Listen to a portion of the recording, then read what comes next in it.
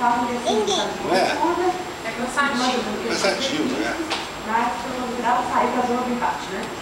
Mas o Tucano, com chance de vencer a eleição, a partir do que já teve... Se houvesse a outra possibilidade, né?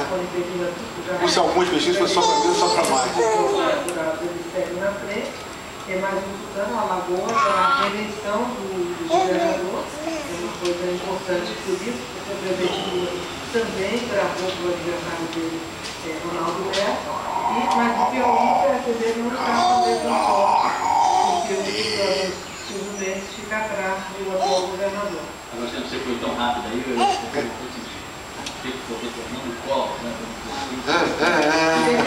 Ai, não! Perdeu o apoio ao mundo, Aqui, vamos. confirmarem os votos na onda da boca de mundo, né? Mas ele saiu da zona do pavilhão, né?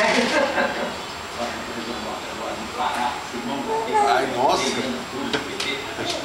Nossa! Latória. Não descansaria até saber todas as verdades e pragmáticas demais. Então é como eles estão Pega um pouco aqui.